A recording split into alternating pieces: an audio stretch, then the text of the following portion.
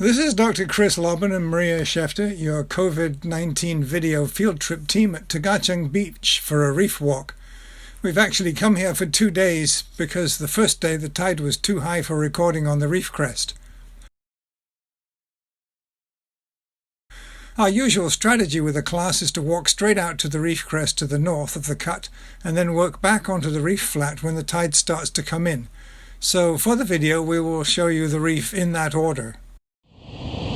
The waves seem big with the telephoto, but they break at the edge of the reef crest. We begin with the north reef crest on the second day when the tide was low enough to expose the actively growing coral algal region of the reef crest.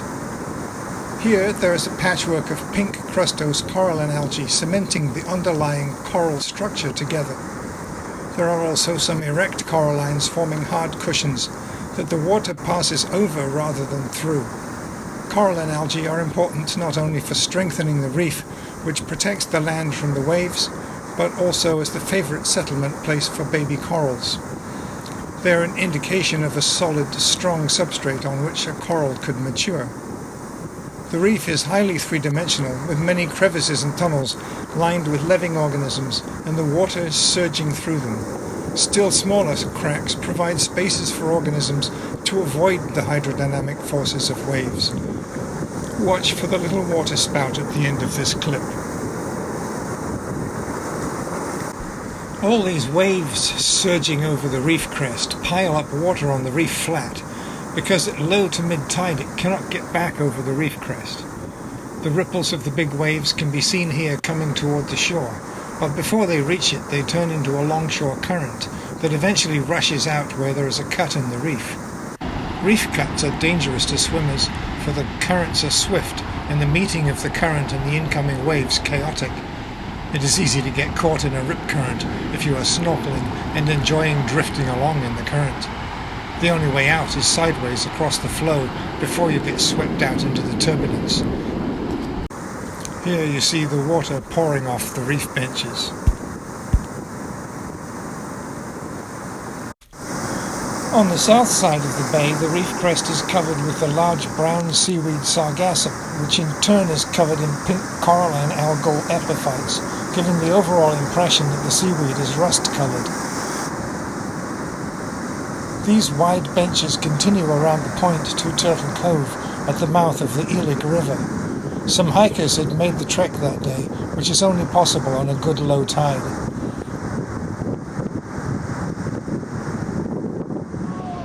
On our first day we saw some adventurous boys enjoying the swimming hole.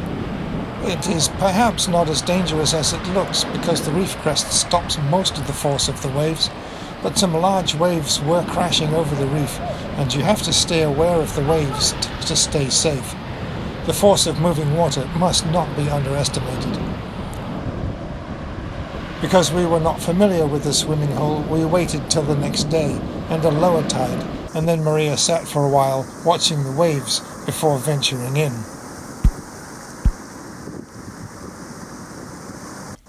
The pool has a large sandy area on the bottom at the outer edge, but on the nearshore end and all around the sides it's thickly covered with sargassum.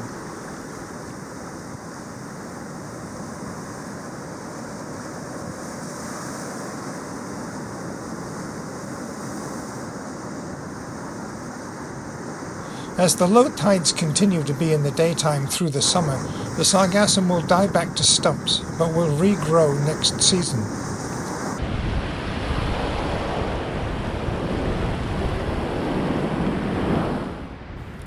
Although sargassum is large and lush at this time of year, late May, it survives the hydrodynamic forces of the waves by being flexible, supple, and extremely well cemented to the rock. It also has thousands of tiny floats that help keep the branches from becoming entangled with one another.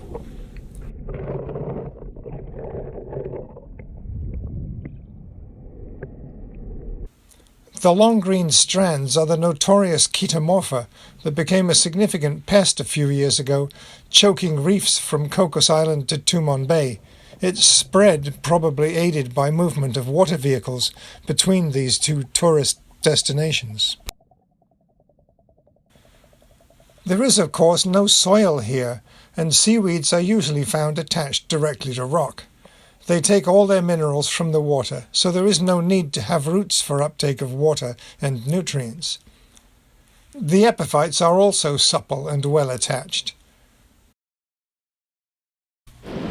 The seawater stream is an ideal place for seaweed growth because there is ample water movement to bring nutrients, but without the pulling back and forth that comes with wave action. The orangey fronds here are a red alga. These brownish-grey tufts are blue-greens. Further along the North Reef, the reef is higher with rim pools. These are shallow pools with raised limestone rims, and they are erosional features. This part of the reef is eroding like the cut benches at Pagat. The pools can become hot in the afternoon tides, and the algae on the rims of the inner pools are already bleaching because they are out of reach of the waves at low tide. We turn next to the wide, shallow part of the reef that is underwater, except on the most extreme low tides. Today the water is choppy from the current and wind, so we kept poking the cameras underwater to get a better look, and in the deeper parts, snorkeling. There are many small fish darting about, such as this black and white spine cheek. The big seaweeds here are both browns. There are scattered sargassum plants, not nearly as dense as on the reef crest, and the pale brown lobes are elephant ears or padina.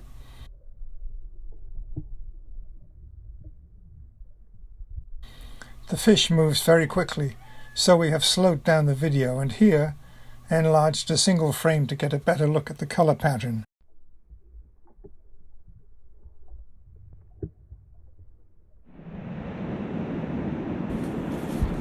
These black sea cucumbers are very common, and often several poke out from under one rock, as if there were an octopus there. They have tentacles only on the head end, so there are two under this sargassum. I'm doubled over it trying to get a shot of the tentacles moving. Sea cucumbers are detritivores. They are called the earthworms of the reef. They're important to reef health, but they have been heavily overfished in Guam for food. For food, people extract 5 strips of mussel that are like rubber bands. There are several different sea cucumbers on the reef flat. Here is a different genus. There are some others that look like bicycle inner tubes. Another species is infamous for ejecting a very sticky part of its guts over at you if you pick it up. It's an effective defense mechanism if you don't have to use it often. They are in the same phylum as sea stars, such as this brittle star, and sea urchins. They are all echinoderms with usually 5-part symmetry. These red mats are a kind of blue-green alga, and the oxygen from their photosynthesis is forming gas bubbles in the mucilage that surrounds the algal filaments. Here is another blue-green that is actually blue-green in color, also with oxygen bubbles. Although seaweeds are photosynthetic, they are not all green like land plants. The actual colors vary widely, but there are 4 main taxonomic groups, colloquially called greens, browns, reds, and blue-greens. Here you can see reds, greens, and browns together. Here is another brown seaweed, the edible green seaweed called sea grapes, and finally 2 large red algae.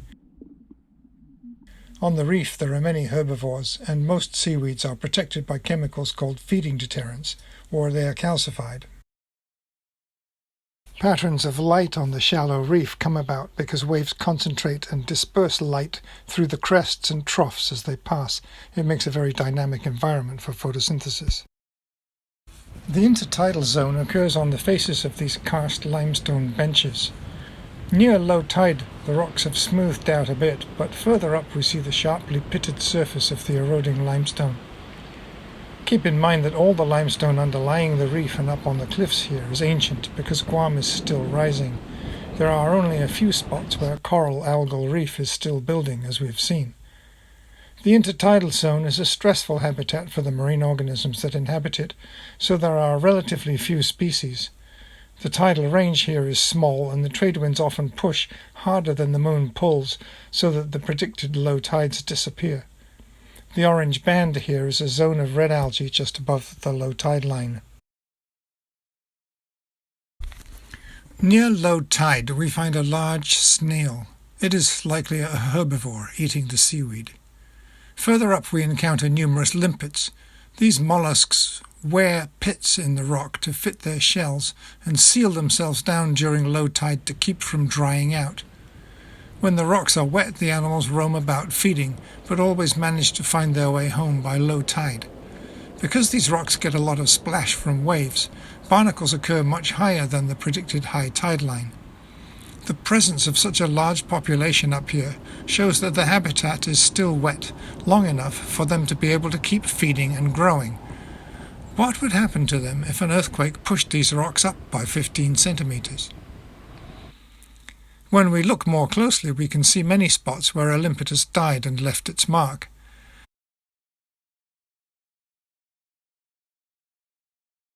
You are about to catch a glimpse of a small leaping blenny. These fish spend most of their time out of water, leaping about on these rocks and nesting in tiny caves. A BBC film crew caved in Tagachang several years ago and managed to film their mating ritual.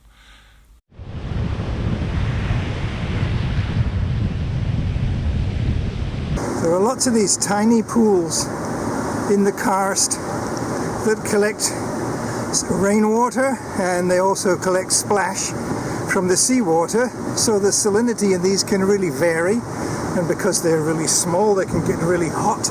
And yet as we look into this pool I can see small limpets on the bottom and maybe some other tiny things. Let's have a look. Here are the limpets, none of them very big. Given that limpets can survive outside the pool on the open rock, it is perhaps not surprising to find them able to cope with this pool habitat. There is also a fish. It doesn't look like a leaping blenny. Together, these relatively large organisms, and no doubt a host of microscopic critters, suggest that this pool is not a super extreme environment. In contrast, this one is dominated by blue-green algae and did not have any macro animals.